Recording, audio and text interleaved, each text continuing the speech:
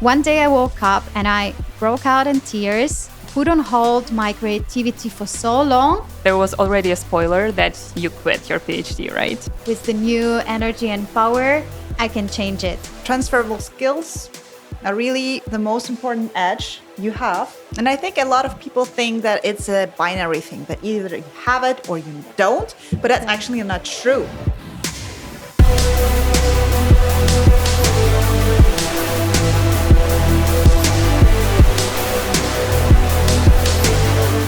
Yeah, hello and welcome to our second episode of Beyond 9 to 5 Voices. We're very happy to have a very special guest, a very dear friend of mine, Lera. And today's episode, we're going to focus on major career switches from biology and doing a PhD to discovering that this is not me anymore. I want to change. I want to go into, I want to pursue a creative field. How we are going to structure the discussion, we will have you first talking about your path, everything you want to share with us, who you are, what are you coming from, where are you right now, what is your vision, where are you going to, if you have something to share, right? And the second part, we will go into a slight deep dive into the topic of your choice. It's always our guest who chooses.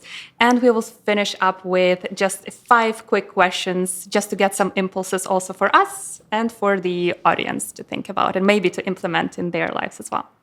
Thank you for having me here. Thank you for invitation. My name is Lera. I really hope that this talk will be really helpful and useful for somebody who experience some doubts or unsatisfaction with the state they are at in their career, in their job, and they will find something to think about and maybe some even some actions that they can take to change what they're experiencing now.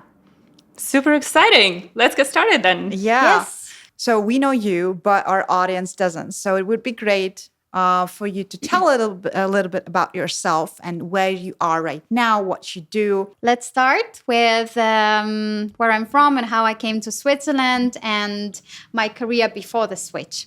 So I came to Switzerland in January 2020 for doing my PhD in molecular biology in University of Bern. But I would like to talk a little bit about the time before coming to Switzerland as well. I studied in St. Petersburg University at biology department, and since my second year, I studied to specialize in the field of cytogenetics. That is maybe a short deep dive. Yeah. Very quickly, that is a science that studies the chromosomes and DNA content of the chromosomes.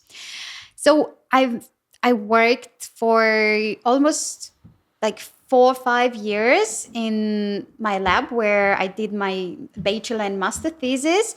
And I want to stress that I really, really loved what I did there. It was super interesting. I had a super nice team. My project was very exciting, and I did pretty well. Like if you look at some awards and other things, I was like very successful, aspiring young scientist, let's say so. So when I finished my master, it was only logical that I would continue as a PhD. If I know correctly, in the fields of biology and chemistry, usually it's more the norm than the exception that you go for a PhD, right? Absolutely, especially if you want to stay in academia. That's obvious that you go to PhD. And as I was so passionate about what I did during my bachelor and master's, I thought that's the way I do my PhD. But already at that point, I felt that I want some experience in other country, not in Russia, not in St. Petersburg.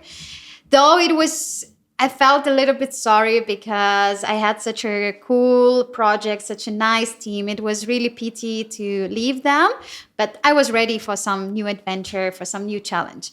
So I decided that I go for doctorate in another country. The choice of the country was a little bit random, I would say. I just thought, I don't want to go here, I don't want to go here, I want to go here. Switzerland, just right in the middle.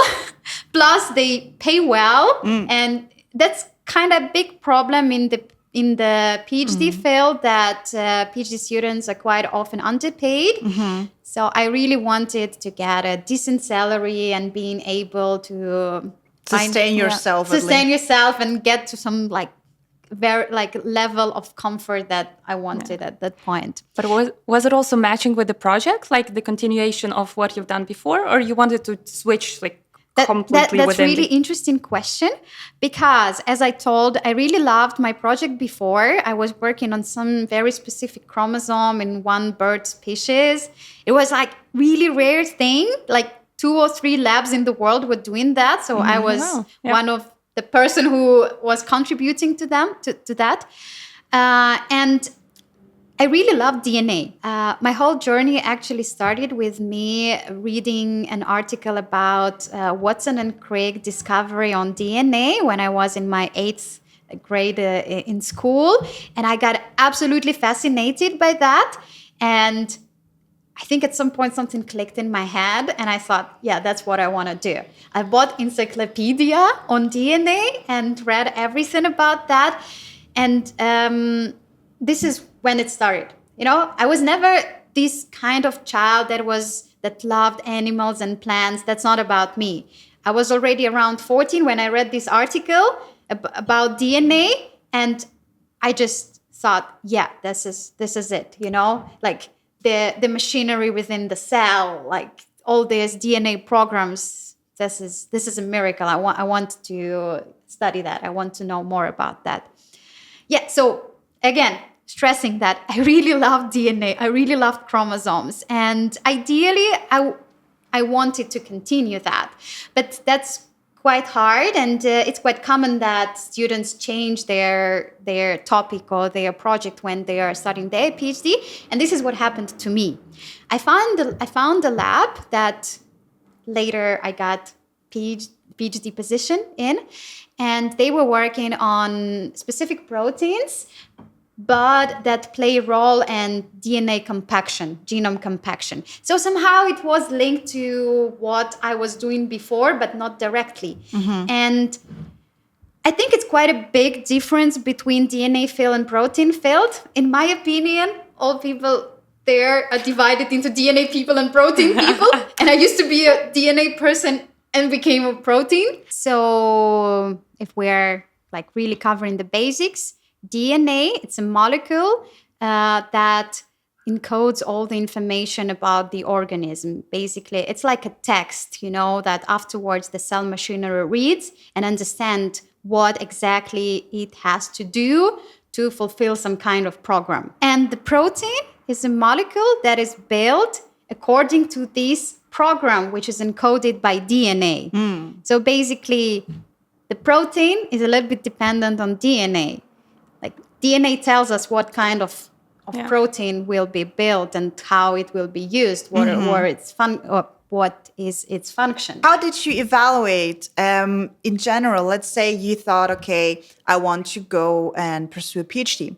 Then the second goal is, as you already said, I want to decide which country to go to.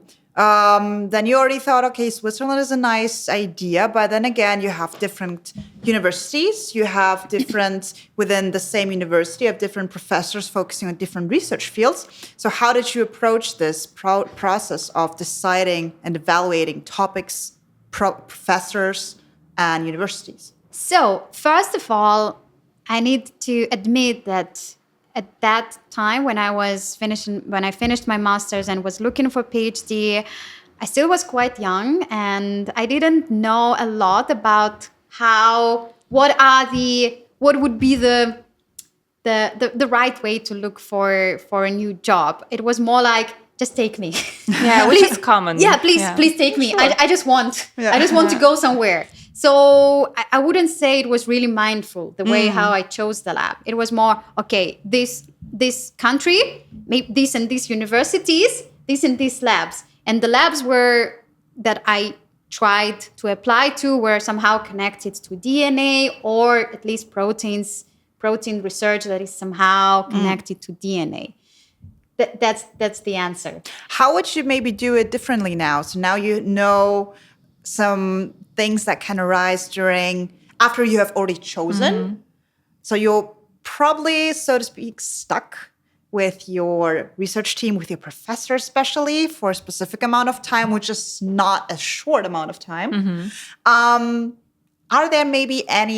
Is there any advice you would give to how to approach such a process and how to choose?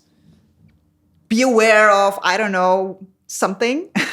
Of course, the way how I chose my PhD had some consequences at the later stage when which we will go into. Yes. And of course I got some insights at the later stage how would be better to approach this kind of life-changing step. And I think my biggest advice would be don't be shy and scared to ask questions that are important for you, instead of just trying to fit in and trying to adjust to the needs and to requirements of the lab, but also being aware of what is important for you and whether this team, lab, and PI also fulfill these requirements that you have. Because I think a lot of younger students absolutely ignore that because they're just trying to get in and they ignore their own. I think it's important to nail down, because I think these are great advices. Whenever you are interviewing for a lab PhD job, which every one of us can relate to, it's always not only they are interviewing you, but you're interviewing them as well. I think it's great. Just make sure that in the beginning, that the working mode, that the values, that is like great points you mentioned, that all those are aligned. And you are also allowed to say no in the end if it does not match. And you can start it as early as possible. You don't have to wait until you're 30 to realize that. You can do it at 22, 23, 25. There was already a spoiler that you quit your PhD, right? Oh, yes. Maybe you can talk us a bit through that, like what was the process? What was the thinking? When did you realize, okay, this is the time now to let it go? It was quite a long process, but I will try to be quite short. But anyway, I will start with me arriving to Switzerland. And as I mentioned, it was January 2020. As you know, March 2020, the COVID outbreak started in Europe and Switzerland was locked down. It was 2.5 months since I was in Switzerland. I've just started my position. And I will be honest, that was really hard time for me because I didn't yet make like really close friends. I just started to get along with my colleagues who later became my friends, but not at that moment. I just started my project, which was quite challenging because it's the new model object, the new field, the new experiments, the new methods that I didn't know before. And then it kind of like stopped. It was suspended. We were put at our home, on hold, and we have to stay for some time at our homes, which was also quite hard because I was on my own. I was living alone. New country. And I was really that scared immigrant who were really afraid of doing something wrong because I thought they might kick me out because I didn't know my rights. I didn't know anything. I just arrived basically, and already that was hard. But I think actually it's really true that, I mean, I guess in any country, especially during the pandemic, but especially in Switzerland, right? It's not easy to find new people, to find new friends, which is also actually why we started this community. So I totally understand how this is tough because when I moved to Switzerland, it was actually already towards the end of the pandemic. This sounds extremely hard. But by that time, I even didn't have enough time to start to try to find the friends. It was there was just not enough time. But we were lucky because our project required us to be present in the lab, and we were one of the first who were allowed to go back to the lab. But again, it was really stressful time because our project was on hold for quite a while, and my professor was working distantly. He was not allowed to be back. So we were working on our own, but there were still some tasks and deadlines that we have to fulfill. And it was really hard because, again, I've just started my project. I kind of lost 2 months of learning process where I could acquire some necessary experience for doing my research. And when we were back to the lab, I already had to do everything, already produce some results, but I could not. It was just like I didn't have enough time again. So I was still trying to do my best and spending a lot of time in the lab, trying to get at least something, but somehow it was not working. The project was quite challenging, and it was hard on me because, as I told, I used to be very passionate about what I'm doing. Like, I got some publications, I got like really good results. So being ambitious. Yes. And here you're doing research and get nothing. That was hard. So that was like a first thing. The second thing is that it appeared that me and my PI have some problems with communicating. And I did a lot of attempts to improve that, but it worked for some time, but then there was again fallback. Yeah, there was again fallback, exactly. And somehow it was not working out. I was getting more and more frustrated and unsatisfied. But how did that communication go down? How can we imagine this issue? I don't want to talk anything bad about my PI. It's still like, it's our personal things. Sure. I will try to be really objective. Yeah. I assume that my PI experienced high level of stress and demand on his own. And he also had some obligation to have some results, some publications, and me not being able to deliver them had bad consequences. And somehow we just could not find the common language. I'm the person that always up to discussing the problems, and when something comes in the way, I'm trying to solve it. For me, it's much easier to talk directly to the person and understand what's the problem and how can we solve it. And maybe I was even a little bit too straightforward with that. And not all the people are like that. And also, I quite often talks about emotion and my mental state. And again, in academia or in other fields, for some of bosses, that's not acceptable. Maybe I was even perceived unprofessional, by bringing up some emotional stuff in discussing of our communication problems. I started to talk about my attempts to improve our communication with my PI. And I want to mention one situation, rather like a period of time when I was really feeling down. And one morning I woke up and I've just maybe it's again sound very unprofessional, but I think it's important to tell these stories that other people don't feel that they are the only one experiencing that. One day I woke up and I broke out in tears and I could not stop for hours. I remember me going with the tram to my work, crying. I came to the lab, sat in front of microscope, still in tears. I could hardly see anything in microscope because I was crying, and at some point I thought I cannot anymore. I called in sick. I went home and I went to the doctor, and the doctor described me with the mental breakdown. They prescribed me some medicine. They put me on I got some sick leave for some short period of time, and I called my boss and started to cry and saying I cannot, I need some time, which he took quite all right. Sometimes he was quite understanding. So I had this sick leave, and after that, I decided I have to go home. I haven't been home since, I came to Switzerland because of COVID and other restrictions. Okay, so recap. 1.5 years since you started your PhD in a new country, in a new city with a new professor, and also a new research field.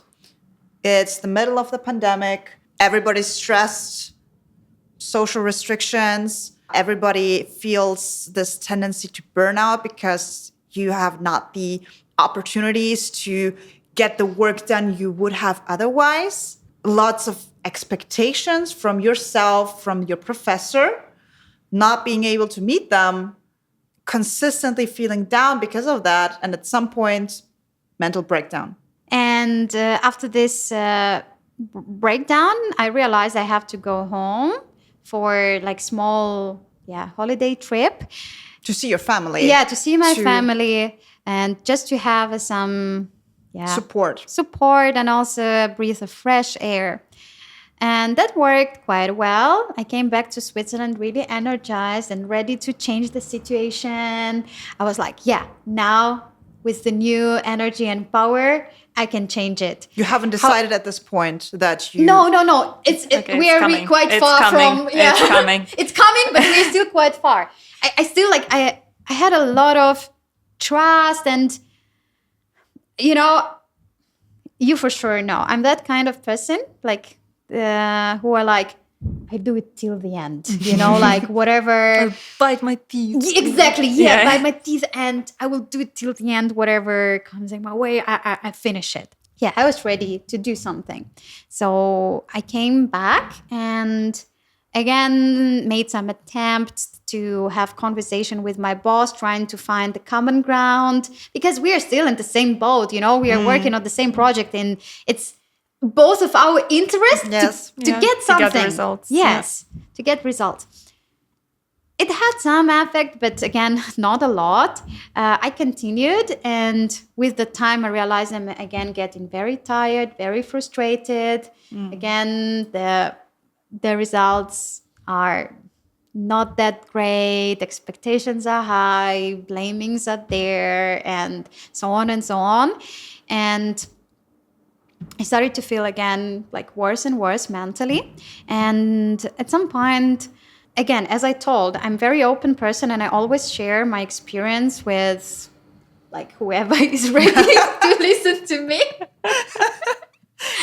And I remember me trying to talk to my colleagues. And at the very beginning, most of them were quite reserved and closed. They listened to me, but in the most cases, the feedback was, yeah, we understand, but it's academia, It is what it is. Yes, it is what it is. You have to go through it, and so on, which I was quite upset with. This is not what I expected.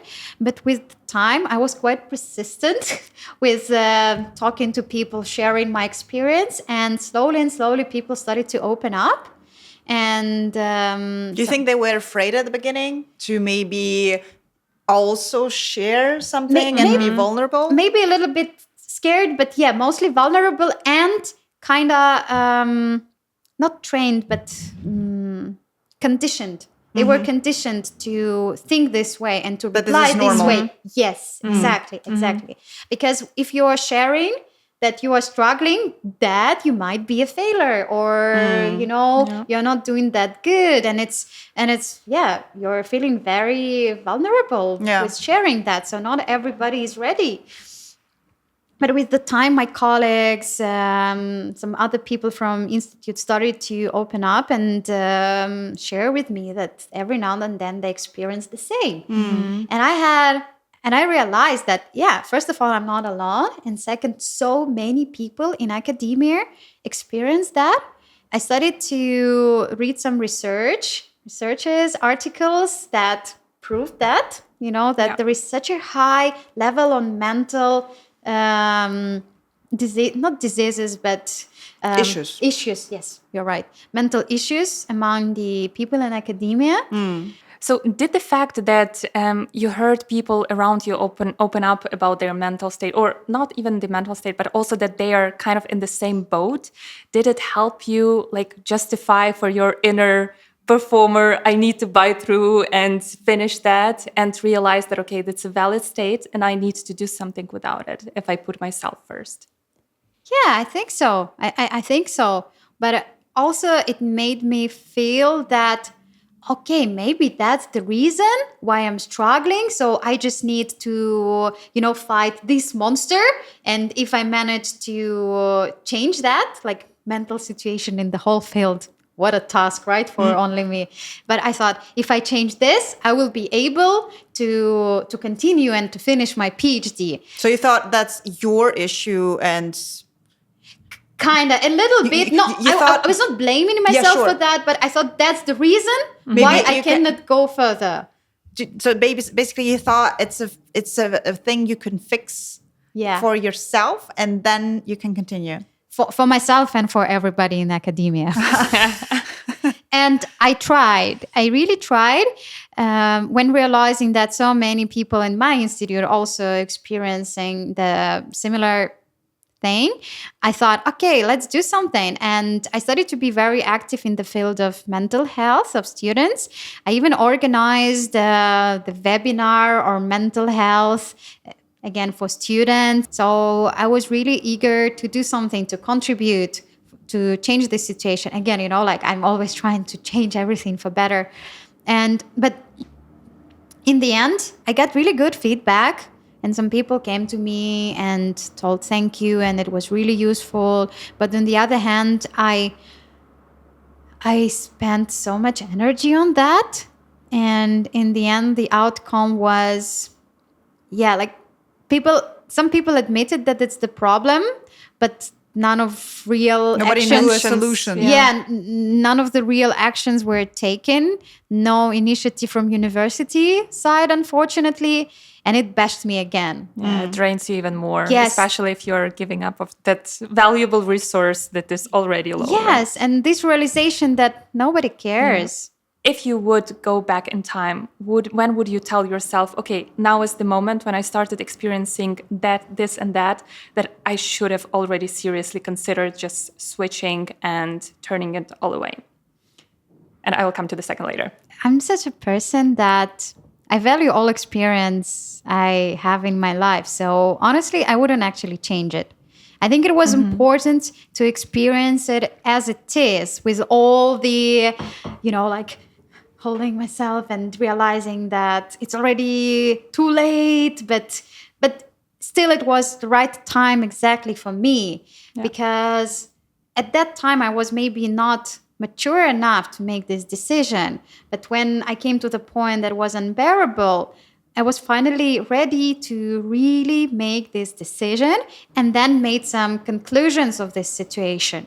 And if it would happen differently, I think my whole life would be different. I believe, in butterfly effect. So I just trust in the process.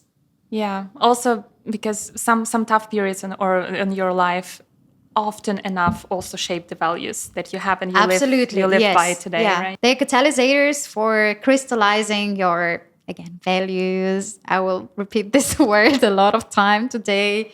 And your beliefs, and just to understand your state better. Yeah. Though I think it's not necessary. Like, if you are mindful and aware, it could be easier. This process doesn't have to be so painful. But again, I was so young. And at that moment, I think that was the right thing. Yeah.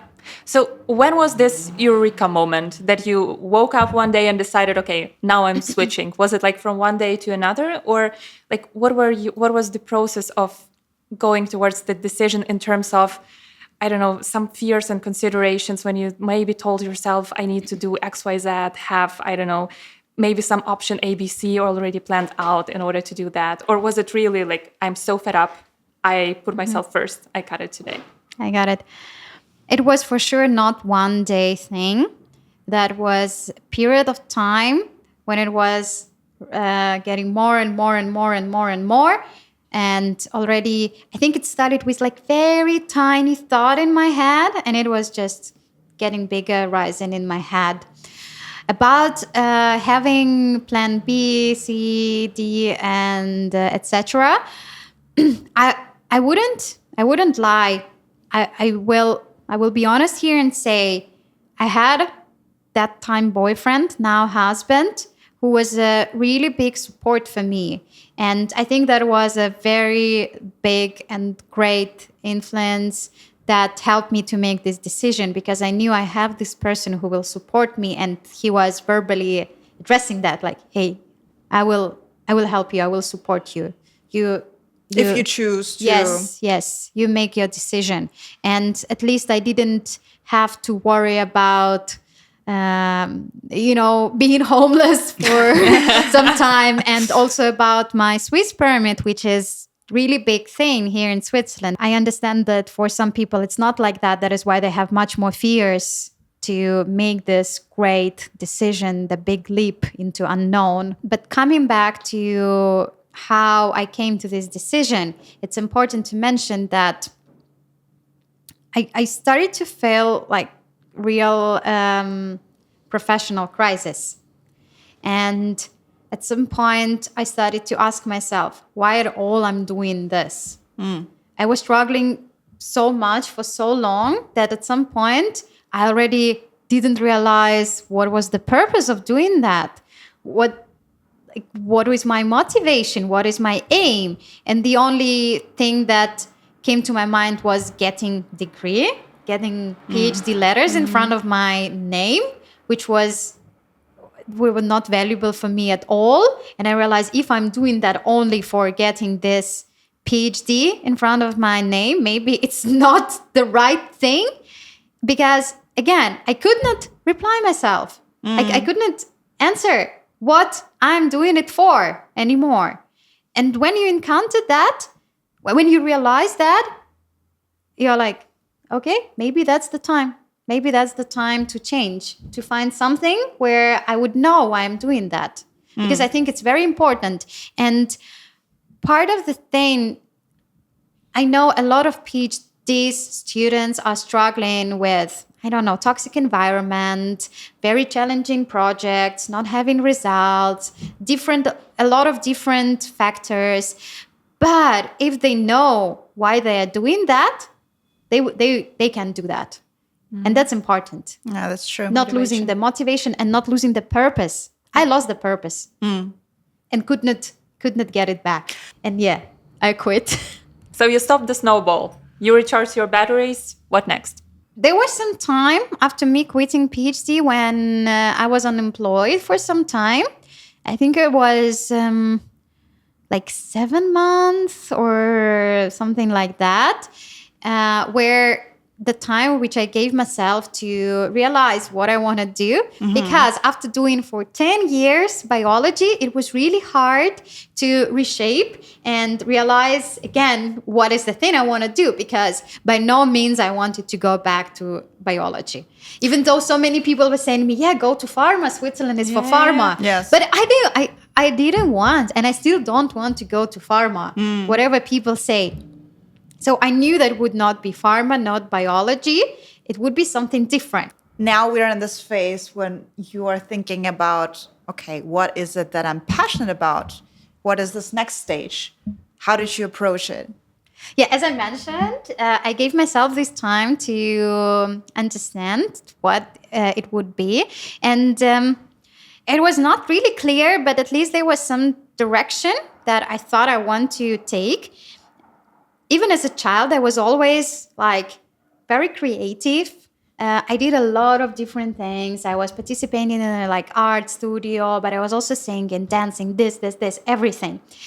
Alongside with my analytical side, which forced me, but conditioned me going to biology. Biology was not a random decision. It was also like something that was in me. I loved it. I love research. I like thinking process. I'm quite analytical.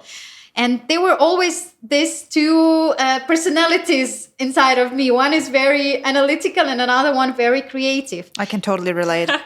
Yeah. And just when I was 18, I chose for analytical because, it sounded like more proper. It's more stable. More stable, yeah. A proper job rather than going into creative field. So when I quit biology, I was like, yeah, I put on hold my creativity for so long. Now it's the time that I gave it the new... Let it free. Give it a new chance. But there was another challenge. What is creativity and what is a creative field, you know? I truly believe that being creative is not solely the feature of creative people. Everybody can be creative. And when I was doing biology, I actually very often called it creative work, because you need to come up with some new ideas. Research you need to think out of the box. Yeah. Working in IT, I guess, also could be creative. Anything could be creative, right? It's not only you working in creative field means you are creative. So this realization was important, but also it brought a new level of challenge, because if everything is creative, what then I want to do? And to be honest, I still cannot answer this question, what exactly I want to do in the creative field.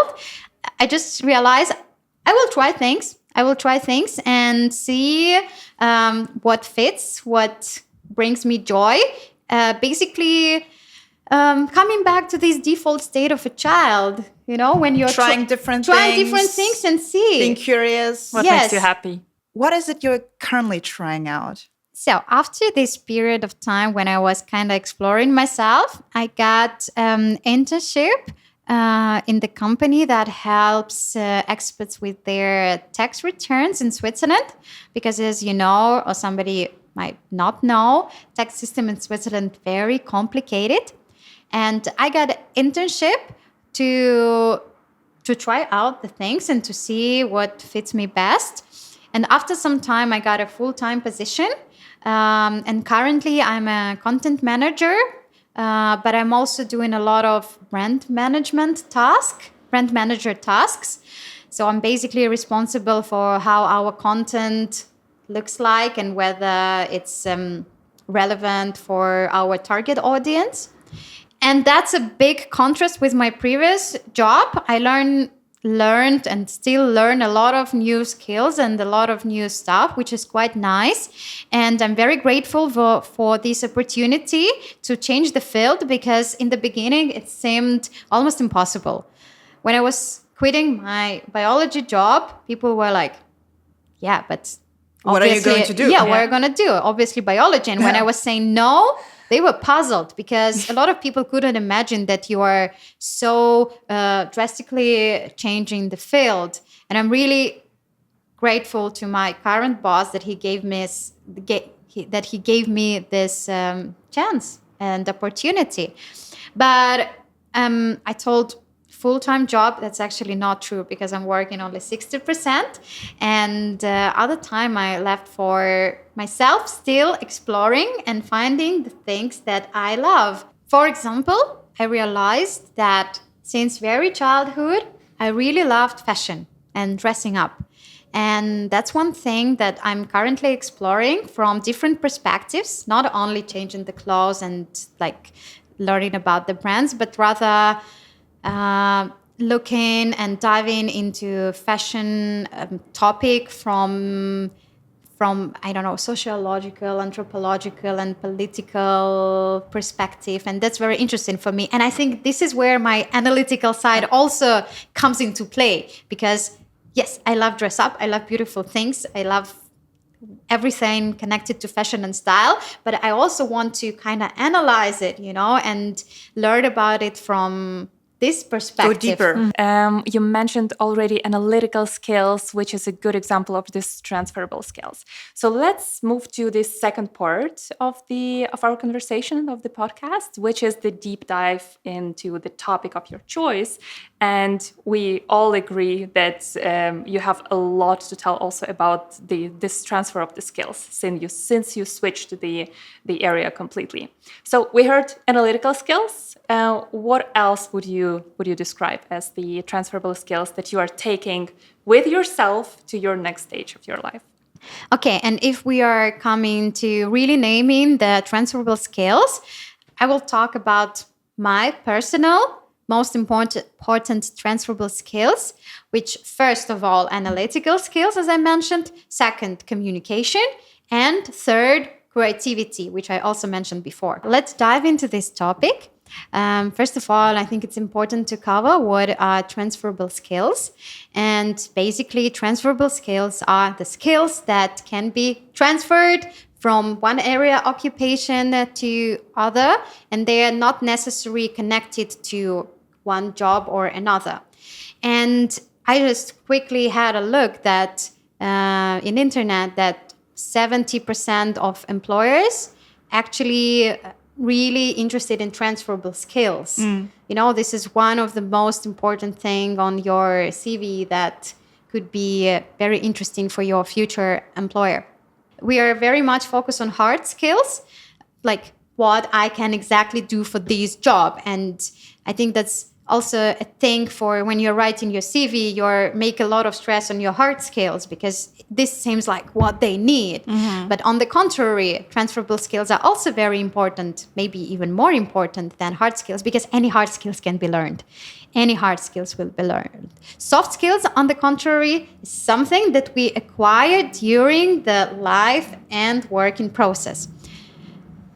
Important to note that soft skills and transferable skills are not the same, but they have a lot in similar. Like in most cases, transferable skills are soft skills, but not necessary. Some soft skills are very tightly connected to the job, so that is why they're not transferable skills. After this realization, I started to think, what are my transferable skills? And it took me some time to really, distinguish what I'm good with, and besides being good in wet lab and pipetting. And yeah, as I mentioned, there was analytical skills. Basically, this is what is trained during your academic studies in your university, right? You are reading lots of literature, trying to critically analyze all of that, like making some conclusions, some decisions, or like writing thesis, publications. Second, at least my transferable skills is communication. I always thought I'm good with communication, even though it failed with my previous PI, but I tried my best. I really tried to utilize it. And one thing that proved me that is that when having the professional crisis of not understanding what is my purpose of doing the PhD anymore, I started also analyze what I liked in my previous position and my previous working place. And I realized that I really love talk to people and exchange the experience and present the stuff. I actually had several awards on the best presentations. So I did succeed in that. And I love to go to the conferences. I like this networking, And that was a sign for me that, yeah, I'm good in communication. Yes, it failed in some situations, but in general, I think. Well, it's always evolving. It's about evolving a skill, right? Just because you failed once doesn't mean that all the time you were good before with it is lost. You are building upon each experience, even if it's negative. And you're also still training that muscle. It's never really done, right? I'm still in the process of learning that communication, especially being married. I think everybody is, because communication is really, to some point, also subjective, right? Mm-hmm. It can have cultural implications, can have gender implications. So it's really about, I think it's empathy is actually a huge, important part of communication as well. Absolutely. But actually, it's actually, you can dissect communication into subcomponents, right? As I mentioned, one would be empathy, one would be also some point of self-reflection, and also more of the psychological part, which empathy is also part of, but then actually the ability to speak. Mm-hmm. So being concise, choosing the right words. There's so much more. It's when you talk about communication, it's also one word, which can be dissected into more subcomponents. So being, let's say, good at one being good at one subcomponent you can still be in the process to train that muscle for another one. And I think it's very important when you're in multi-language and multinational environment, which we are in Zurich. So in our situation, it's even more important, to being able to communicate with people of different backgrounds, with, so many different cases. And the third most important transferable skill is actually what I mentioned before, creativity. Creativity is also something that you can use in any field of occupation, of your interest. And being able of coming up with the new ideas for whatever project it is, it's also very valuable and could be very useful for any kind of business. And I think now it's quite... it's valued on the market that you are 100%. Able to think out of the box. And I think a lot of people think that it's a binary thing, that either you have it or you don't, but that's actually not true. And I think a lot of people can realize that by trying some creativity exercises. Creativity exercises really give you the understanding that over time, let's say for a question might be, think of 20 ways how to use a vase, for instance. And then the first time you only get maybe 3, but then over time you realize, okay, actually there are so many different ways I could use it for. And it's also a muscle you can train. It's not that either you have it or you don't. Yeah, all transferable skills can be trained, and creativity in particular. And I think during my focus on academic field, I kind of a little bit forgot to train it, and now I'm again in the, in this phase when I'm trying to boost it again by, doing different exercises, not solely as an exercise, but rather during the working process. Yeah. So you mentioned the analytical, communication, and creativity, right? You gave some great examples for the communication. Maybe can we also make that bridge and talk about some specific examples from your life for the analytical and creativity? And even if I can expand more, because if typically you would think about analytical skills, you would put it into the biology bucket. And talking about the creativity now in your brand management and content creation, maybe even to make a nice twist, because we said it's transferable between different areas, maybe you can give some examples of the creativity that you applied in your biology work and the analytical skills that you are applying now in your brand management work. Sure, I can try. So let's start then with creativity. Maybe you know that there are much less girls in a STEM field rather than boys. And currently, I think there are a lot of good initiatives that are trying to attract more young girls, young women to doing STEM field subjects, which I think absolutely amazing. And that's really right initiative. And when I was working back in university, there was one project. So in 2021, the National Center of Competence and Research launched an initiative which was called NCCR Women, and it was dedicated to the 50th year anniversary of women obtaining the right to vote in Switzerland, where the initiative basically was to show women working in science. And so they basically made a call for every lab and whoever wants to participate and show what they are doing in science. And of course, I was like first in. I'm like, yeah, I really want.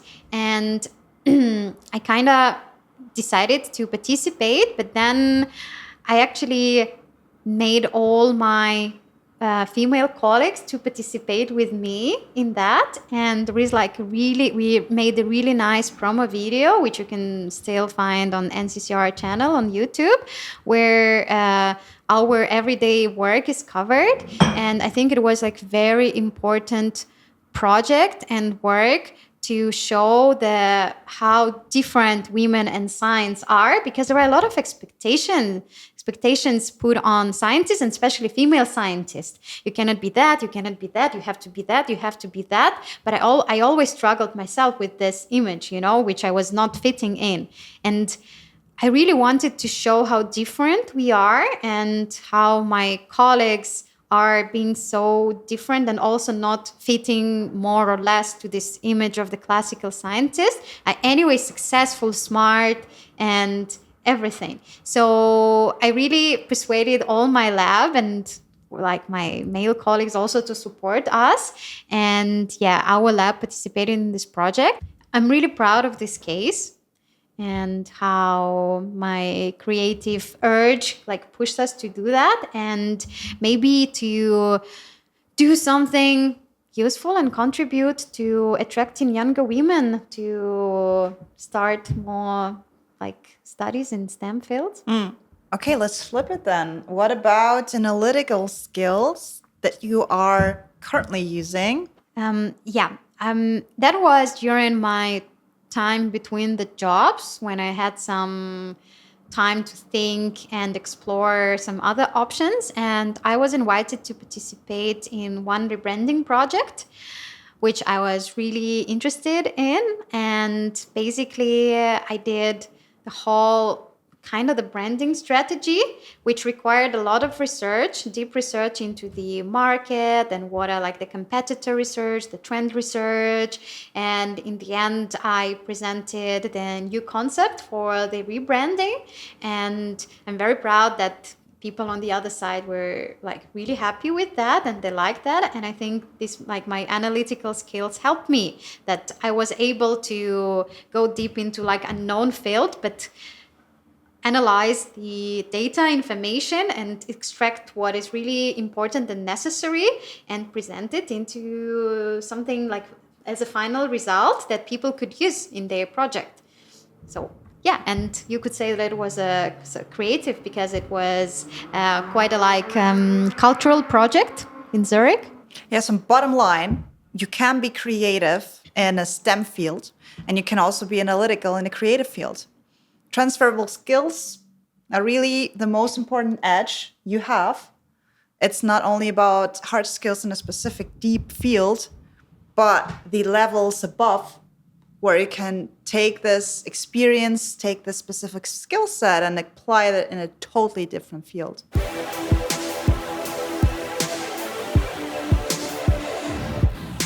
All right, so let's move to our final part, which, as announced, will be just 5 questions we'll be asking you, and we are curious to hear some answers and impulses. So the first one would be, if you could recommend only one book, can it be fictional, nonfiction, you choose, what would it be?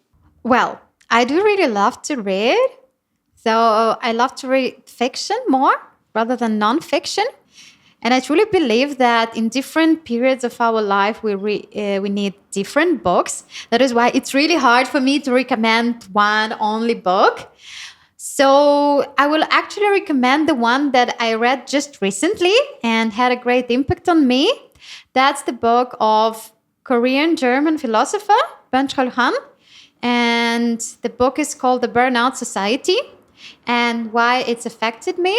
Because in this book, he talks about how our society turned into society where basically everything is possible. So we can do everything. And this abundance of opportunities actually lead to a lot of burnouts and depressions because it's so wide, it's so broad, and you are kind of lost. And spoiler, the one really important skill is actually being able, not being able. He's always talking there, being able to do everything and being able, not being able. So in a shorter and easier words, just to say no to some things. And I found myself in this situation when so many opportunities are in front of me, and that leads me to actually doing the choice, because I think I can do this and this and this, and also this one is interesting, and in the end not doing anything. And I just told myself, okay, maybe I approach it differently and I start to say no to the things, rather like narrowing my choice rather than broadening it. And that actually was quite useful in my situation, because I started to narrow the choices, the opportunity. And I think in some cases it could be really, really useful. Next question. So one habit that you currently struggle to get rid of, and why? I think I would be honest here and say that I'm a little bit addicted to social media. And my work is also connected with social media. So quite often I feel, yeah, I have to be present there and I have to watch the content because it's very important for my work. But quite often I fell into, the Doom doom scrolling, like this, yeah, real. endless loop of reels. Yes, yeah. And that on its own, watching the content is not a bad thing, but quite often it leads to, feeling FOMO and comparing yourself to the people who you see on the social media. And that is what quite often happens to me when I don't have the consumption of content under control. And my mental state is very much connected to that. So I would really love to get it under control and learn how to deal with that like more mindfully and in a controllable way. Great, thank you. Yeah. All right. Next question. If you could give yourself one piece of advice 1 year ago, what it would be? Okay, one piece of advice I would give to myself 1 year ago, but actually anytime, would be listen to yourself and remember what is important for you. Don't compromise on what is important for you, because as whole my story shows, it can lead to not such good consequences. What's your favorite productivity tool or hack? And how has it helped you? I think the easiest and one of the most effective hacks of productivity hack is do small tasks right on the spot. Don't postpone them for next day or after you finish the bigger tasks. If it can be done within next 5 minutes, do it. Yeah, great advice. It's also the principle of get things done, right? 2 minutes. If it's under 2 minutes, just deal with it now. All right, final one. You almost made it. What are the 3 personal or professional, you choose, goals that you are currently focused on? The first thing is more career oriented. I consider the current job that I'm doing as more of a temporal thing, maybe like a stepstone to the next level. First thing, which is career oriented, is gathering all my new skills, which I acquired in my new job, and get to the new level, like maybe some new position in my current company or the new job. So basically, I want to, get on a new level.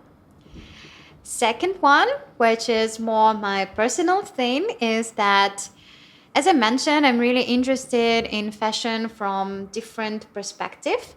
And I started some time ago my Telegram channel, which is now in a not such an active state, but I really want to put more effort in that and kind of do it as my side project where I would just talk about my passion, which is fashion, from different perspectives. And the third one is to take care of my health, because during my academic field, my mental and physical health suffered a lot. And now I'm dealing with some of not such a pleasant consequences, but it's all doable. And we just all have to be mindful, and I have to be mindful about that. So I put a lot of stress on my state, and I try always to put it before my work. Okay, great. So I think it's a wrap.